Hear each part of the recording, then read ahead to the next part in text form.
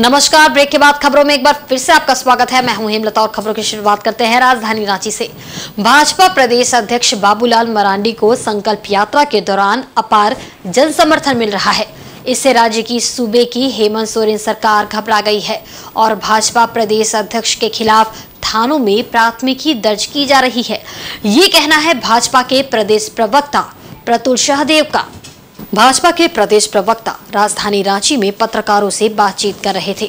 इस दौरान उन्होंने कहा कि भाजपा प्रदेश अध्यक्ष की अगुवाई में किए जा रहे संकल्प यात्रा के दौरान जनसभाओं में लोगों का जुड़ाव हो रहा है।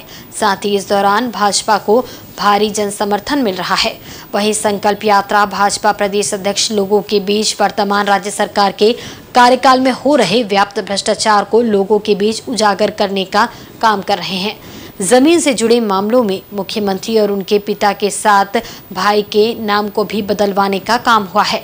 इन सभी बिंदुओं को जब बाबूलाल ने अपनी जनसभाओं में झारखंड की जनता के समक्ष रखना शुरू किया तो उन पर राज्य के 4 जिलों में फर्जी प्राथमिकी दर्ज कराई गई है। ये दर्ज प्राथमिकी इस बात को दर्शाता है कि वर्तमान राज्य सरकार किस प्रकार से अपने सत्ता के नशे में चूर है। के साथ हमारे प्रदेश अध्यक्ष जी ने संकल्प यात्रा में प्रस्तुत किया, अलग अलग प्रेस कॉन्फ्रेंसेस में प्रस्तुत किया, तो ये सरकार सख्ते में आ गई और तीर बिल्कुल निशाने पे लगा था, क्योंकि सरकार के किसी भी नुमाइंदे ने नहीं कहा, मुख्यमंत्री ने नहीं कहा, किसी मंत्री ने नहीं कहा, जीएमएम के किसी भी नेता ने नहीं कहा कि ये आरोप गलत है।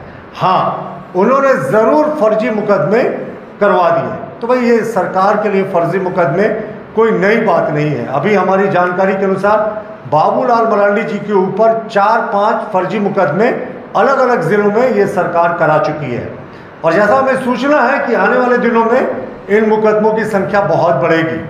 लेकिन मुख्यमंत्री जी, आप कान खोलकर सुन लें, आप 4 मुकदमे कराएं या 400 मुकदमे कराएं, बाबूलाल मरांडी जी का भ्रष्टाचार के खिलाफ मुहिम जो चल रहा है वो बिल्कुल समाप्त नहीं होने वाला है, वो अंजाम तक जाकर ही समाप्त होगा। मौके पर भाजपा प्रवक्ता ने ये भी कहा कि वर्तमान राज्य सरकार ने सत्ता में आने पर युवाओं को रोजगार देने के साथ बेरोजगारों को बेरोजगारी भत्ता देने और महिला उत्पीड़न को कम करने सहित कई वायदे जनता से किए थे। इन मुद्दों पर सरकार पूरी तरह से विफल साबित हो रही है। आगामी डुमरी उपचुनाव को लेकर भाजपा के प्रदेश प्रवक्ता ने कहा कि राज्य में व्याप्त भ्रष्टाचार का जवाब डुमरी की जनता इस उपचुनाव में देगी। साथ ही यहाँ एनडीए गठबंधन की जीत होगी। हालात हैं, उसमें रश्मि रथी की कुछ पंक्तियां याद आती हैं, जब नाश मनुष्य पर छाता है पहले विवेक मर जाता है।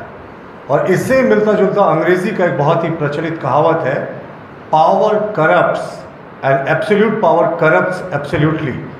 यानी यहाँ जो सत्ता के शीर्ष में बैठे लोग हैं उनमें सत्ता का नशा इस कदर सवार हो गया है कि उनका विवेक मर गया है और उन्हें अच्छे और बुरे की पहचान ही नहीं। अब आप देखें, इस सरकार में 4.25 वर्षों के शासनकाल में जो कुछ भी हुआ उसे हम स्टेट स्पॉन्सर्ड करप्शन का नाम देते हैं, यानी राज्य पोषित भ्रष्टाचार। और जब माननीय पूर्व मुख्यमंत्री प्रदेश अध्यक्ष बाबूलाल मरांडी जी ने संकल्प यात्रा निकाली संथाल परगना से और इस संकल्प यात्रा को शानदार सफलता मिलने लगी, लोग तेज बारिश में और उमस भरी गर्मी में भी हजारों हजार की संख्या में उनकी बातों को सुनने आने लगे, तो ये सरकार बदहवास हो गई। और इधर राजधानी रांची से एक बड़ी खबर सामने आ रही है। राजधानी रांची के प्रसिद्ध स्कूल सेक्रेड हार्ट की 6ठी क्लास की एक छात्रा द्वारा छत से छलांग लगाकर आत्महत्या करने का प्रयास का मामला सामने आया है। इस घटना में बच्ची पूरी तरह से घायल हो गई है। उसे आनन फानन में इलाज के लिए नजदीकी पारस अस्पताल में भर्ती कराया गया, जहां पर बच्ची की हालत गंभीर बनी हुई है। इस मामले में अस्पताल के वरिष्ठ डॉक्टर अंकुर सौरभ ने बताया कि बच्ची के हाथ, पैर और बाह की हड्डी टूट गई है। उसके सिर में भी गंभीर चोटें आई है। उसे वेंटिलेटर पर रखा गया है। उसकी स्थिति इतनी गंभीर है कि वहां सांस भी ठीक से नहीं ले पा रही है, इसलिए आर्टिफिशियल मशीन से उसे ऑक्सीजन सपोर्ट पर रखा गया है। अस्पताल के विभिन्न विभागों के डॉक्टर उसके इलाज में जुटे हुए हैं। पूरा मामला संदेहास्पद बताया जा रहा है। एक तरफ बच्ची के पिता बता रहे हैं कि ग्राउंड में खेलने के दौरान बच्ची को हल्की चोट आई है, जबकि डॉक्टर की टीम बच्ची को गंभीर हालत में बता रहे हैं। वहीं पुलिस की टीम भी स्कूल के पदाधिकारियों से पूछताछ कर रही है। साथ ही घटना के समय का सीसीटीवी फुटेज निकाला जा रहा है। स्कूल से जो इन्फॉर्मेशन मिला उसके हिसाब से बच्ची ग्राउंड में खेलने के दौरान में चोट लग गया है। सिस्टर लोग पारस हॉस्पिटल में लेकर आए, हम लोग भी आए। एक बच्चा का भी इलाज चल रहा है, अभी ठीक है। थोड़ा सा फेस में लगा है और दांत में थोड़ा चोट लगा है। एडमिट हुई है आज हमारे हॉस्पिटल में। आराध्या नाम की 11 साल उसकी उम्र है। उसको स्कूल में चोट आई है और चोट में काफ़ी गहरी चोट आई है उसको, जिसमें कि मल्टीपल बोन फ्रैक्चर, ठीक है, थाई बोन में इंजरी हुई है, हड्डी टूटी है, हाथ की बांह की हड्डी टूटी है, फेस में भी चोट आया है, जबड़े में भी फ्रैक्चर दिख रहा है और बाकी और कई सारे इन्वेस्टिगेशंस की जा रही है, जिसमें कि अभी हम लोग और क्या क्या चोट है, पेट में कोई चोट है कि नहीं, सीने में कोई चोट है कि नहीं, वो अभी अंडर दी इन्वेस्टिगेशन है, वो पता चलेगा। तो उनके फादर हैं, उनसे हमारी बात हुई है। जैसा कि उन्होंने बताया है कि वो खेलते वक्त उसे ये चोट लगी है, ठीक है। पेशेंट अभी बहुत सीरियस है। अभी हम लोग उसकी लाइफ को बचाने की कोशिश कर रहे हैं। पेशेंट वेंटिलेटर पे है, ठीक है। उसे सांस हमें आर्टिफिशियली मशीन से देनी पड़ रही है, पूरा वो अपने से नहीं ले पा रही है। उसके सिर में भी झटका लगा है, चोट हो सकता है।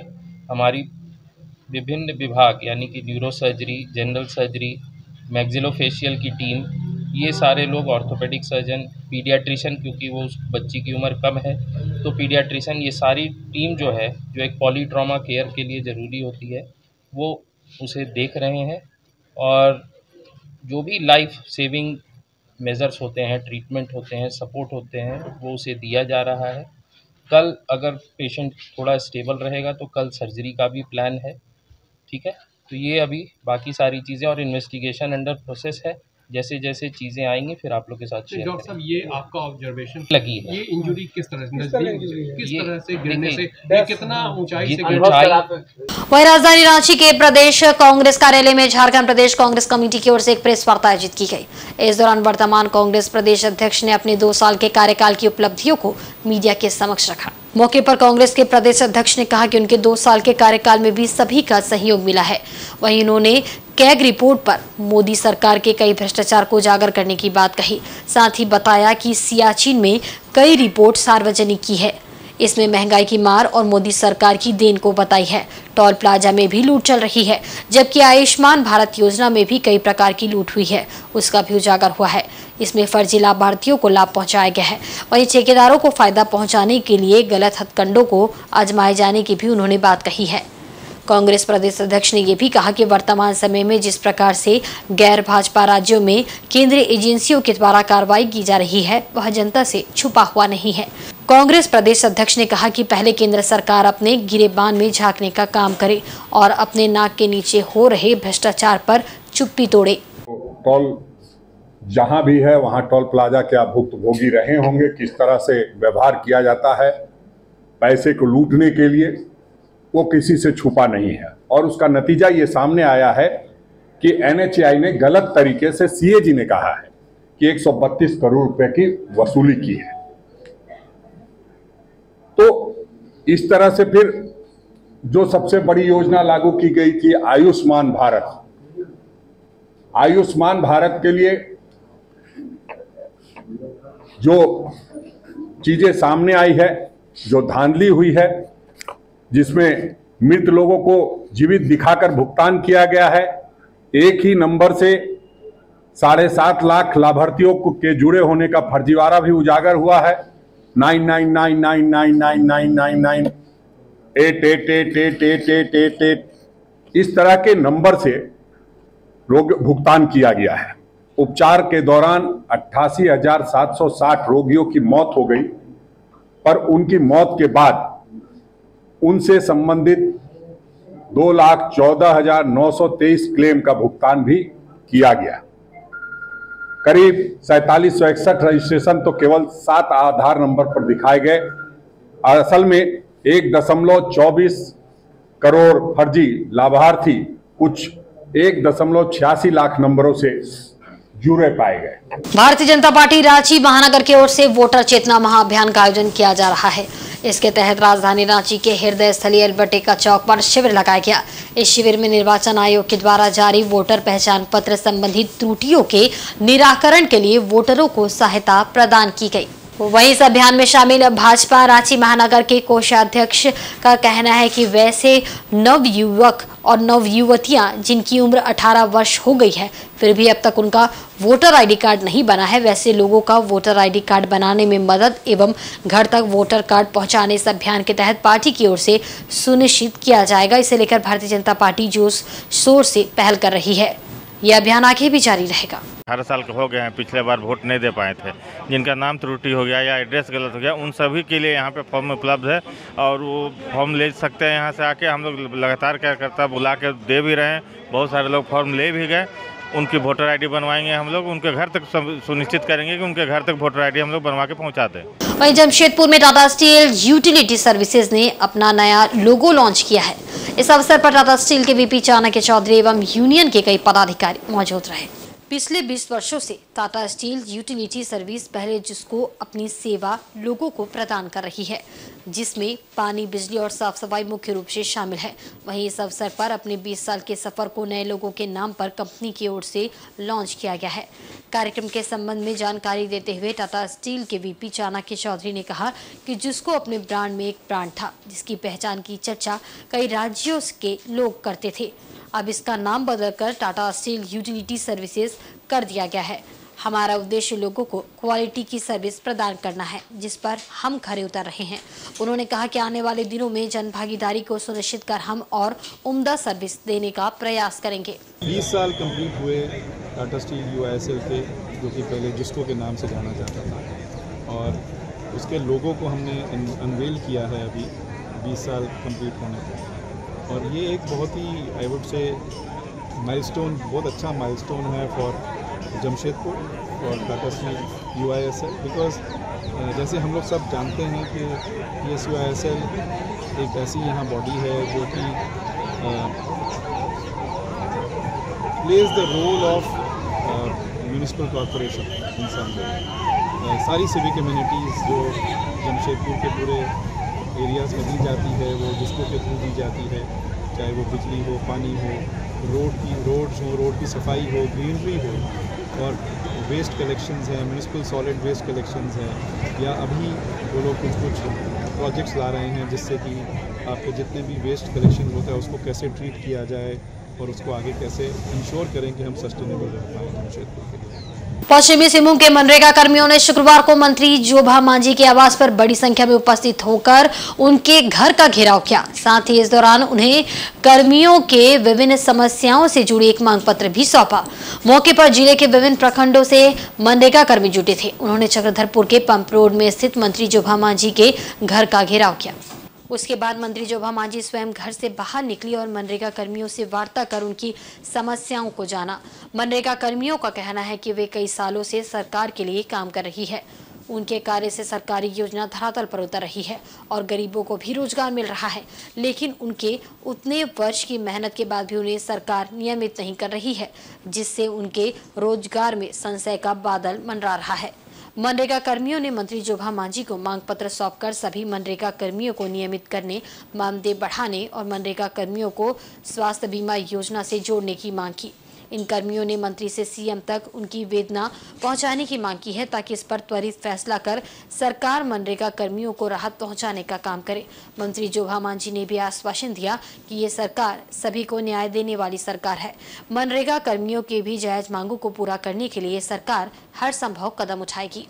हम लोग मनरेगा में कार्यरत है, तो हम लोगों को परमानेंट किया जाए, और भी बहुत सारी मांग है जो हम लोग मांग पत्र मैडम को देने आए हैं, ताकि हम लोगों के बातों पर विचार किया जाए। हम लोग मनरेगा में 17 साल से कार्यरत है। बार बार हम लोगों को मंत्रियों के द्वारा, माननीय मुख्यमंत्री के द्वारा, आलमगीर आलम के द्वारा आश्वासन दिया जाता है कि आपकी मांगों पर विचार किया जाएगा, पर वो आज तक नहीं किया गया है। इसलिए हम लोग मंत्री के द्वारा, माननीय मंत्री जोभा मांझी मैडम के द्वारा हम लोग मुख्यमंत्री तक अपना ये मांग पत्र पहुंचा रहे हैं कि हम लोगों के मांगों पर विचार किया जाए और हम लोगों को परमानेंट किया जाए, और हम लोगों की जो इतने दिनों की मेहनत है उसको सफल किया जाए। इस बार ये हम लोग का मांगे पूर्ण हो और हम लोग का सेवा नियमितीकरण किया जाए, मानदेय में वृद्धि किया जाए, और जो दुर्घटनाग्रस्त हो जाने के समय उनकी जो बीमा है वो भी उपलब्ध कराया जाए। नहीं होगा तो आगे की रणनीति मनरेगा कर्मी एवं प्रखंड प्रदेश अध्यक्ष इस मनरेगा कर्मी के जो आगे की रणनीति होगा उस पर हम लोग विचार करके अवगत कराएंगे। इधर कदमा थाना क्षेत्र के जयप्रभा नगर के रहने वाले 7 वर्षीय लक्ष्मण मछुआ का शव मानगो में नदी से बरामद किया गया है। वह नदी में नहाने के दौरान गहरे पानी में चला गया था, जिसमें डूबने से उसकी मौत हो गई थी। बताया जा रहा है कि इस मामले में भाजपा नेता विकास सिंह की खास पहल रही। पूरा दिन बीत जाने के बाद भी जिला प्रशासन से किसी प्रकार का सहयोग नहीं मिलने पर लक्ष्मण के परिजनों ने भाजपा नेता विकास सिंह से शुक्रवार को संपर्क स्थापित किया। उसके बाद विकास सिंह ने मामले की जानकारी वरीय पुलिस अधीक्षक को दी।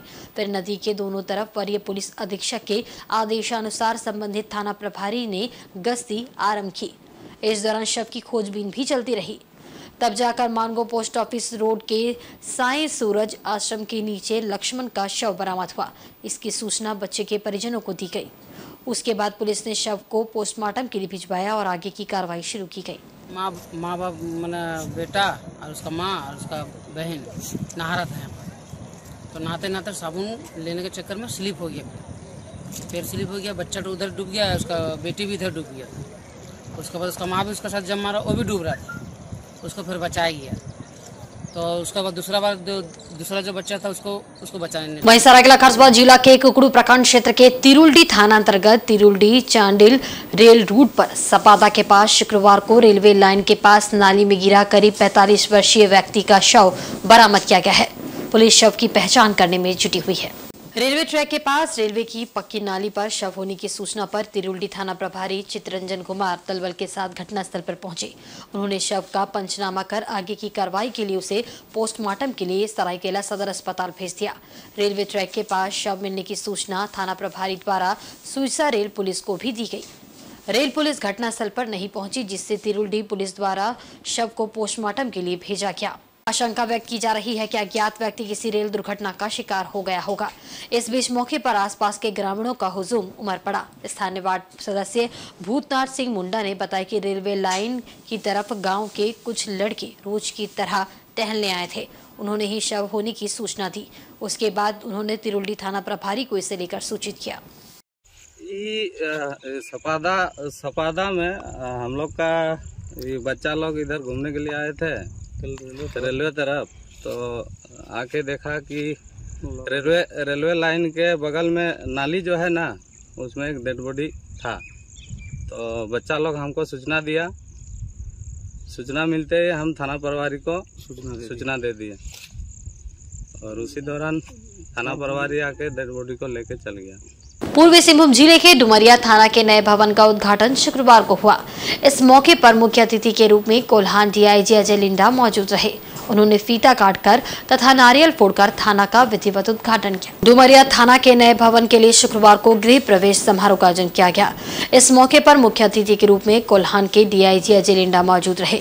वहीं विशिष्ट अतिथि के रूप में सीनियर एसपी प्रभात कुमार और कोल्हान प्रमंडल के पूर्व आयुक्त विजय कुमार सिंह उपस्थित थे। मौके पर अतिथियों ने फीता काटकर तथा नारियल फोड़कर थाना के नए भवन का गृह प्रवेश करवाया।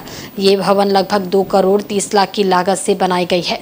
इस नए थाना भवन में जरूरत की हर सुविधा उपलब्ध कराई गई है। मौके पर अतिथियों ने इस नए थाना भवन का निरीक्षण भी किया, साथ ही यहाँ पौधारोपण भी किया गया। अपने संबोधन में डीआईजी अजय लिंडा ने कहा कि थाना के नए भवन का आधुनिक मॉडल से निर्माण किया गया है, ताकि यहाँ के पदाधिकारी व जवानों को थाना क्षेत्र का काम करने में सहूलियत हो सके। उन्होंने ये भी कहा कि चाईबासा क्षेत्र में नक्सलियों पर नकेल कसने के लिए हमारे जवान निरंतर काम कर रहे हैं। बहुत जल्द नक्सलियों पर काबू पा लिया जाएगा। बढ़ेगी और जो मैंने देखा है कि बिल्कुल सभी इनका बैरक्स बहुत अच्छा बना हुआ है और ऑफिस अच्छे बने हुए हैं, मोर्चे बने हुए हैं, तो हमको लगता है कि ये बहुत ही अच्छी भवन है। और चूँकि पूर्व में नक्सल प्रभावित क्षेत्र भी था और अभी यहाँ नक्सल प्रभावित अब नहीं रहा और लोगों के साथ हम लोगों को काम करना है, उनकी सेवा करना है और अच्छे भवन होंगे, अच्छी सुविधा होंगी तो हम लोग और अच्छा से काम कर पाएंगे, यही हमारी आशा। सर यहाँ की सर ये तो नक्सल फोकस एरिया बन रहा है, लेकिन सर चाईबासा की अगर बात करेंगे तो वहाँ आज भी नक्सल वहाँ पर है, तो किस तरह नक्सलियों को पूरी तरह समाप्त किया जाए? नहीं, आज के समय में आप देखेंगे तो केवल चाईबासा ही है जहाँ नक्सल की उपस्थिति है और पिछले 3 महीने से वहाँ पे ऑपरेशंस, जॉइंट ऑपरेशन चल रहे हैं और वहाँ पर जो CCM मेंबर है मिसिर बेसरा, उसकी टीम है, इसके विरुद्ध में ज़बरदस्त ऑपरेशंस किए गए हैं। और कुछ दिन पहले आपको पता होगा कि उनका जो मेन गढ़ था उसको ध्वस्त किया गया है, बंकस को ध्वस्त किया गया है और उसी के बौखलाहट में पिछले कुछ दिनों में कुछ ग्रामीणों को उन्होंने हत्या की है। और अभी तक का जो हम लोग का प्रारंभिक अनुसंधान हुआ है उसमें यही पता चला है कि जो भी ग्रामीण थे, पूर्व में वो ग्रामीण उन्हीं के साथ जुड़े हुए थे, उन्हीं का काम करते थे।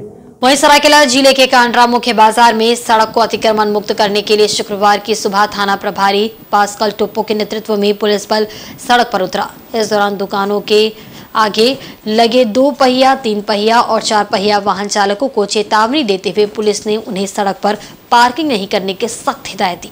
इस बीच सुबह सुबह भारी संख्या में पुलिस बल को देखकर सड़क किनारे जहां तहां वाहन पार्किंग करने वाले चालकों में हड़कंप मच गया और लोग अपनी अपनी गाड़ी लेकर मौके से नदारद हो गए। कुछ ही मिनट बाद सड़क पूरी तरह खाली नजर आने लगी। पुलिस बल ने पाया कि सड़क के किनारे बनी नालियों के ऊपर लगे स्लैब का भी दुकानदारों ने अतिक्रमण कर लिया है। कई दुकानदारों ने तो बकायदा उक्त स्लैब पर टाइल्स भी बिछा दी है, जिससे विशेषकर पैदल चलने वाले राहगीरों को काफी मुश्किलों का सामना करना पड़ता है। राहगीर मजबूरन अपनी जान जोखिम में डालकर बीच सड़क पर आवागमन करते हैं। सड़क किनारे भारी संख्या में लगने वाले बाइक और 3 पहिया वाहनों के कारण मुख्य बाजार में सड़क सक्रिय हो जाती है और वाहनों की तेज गति हर पल दुर्घटनाओं को आमंत्रण देती है। थाना प्रभारी पास्कल टोप्पो ने बताया कि जिन दुकानदारों ने फुटपाथ का अतिक्रमण किया है उन्हें भी चेतावनी दी गई है। और आज के बुलेटिन में बस इतना ही। कल फिर हाजिर होंगे कुछ नई खबरों के साथ। तब तक देखते रहिए इनसाइड झारखंड न्यूज। नमस्कार।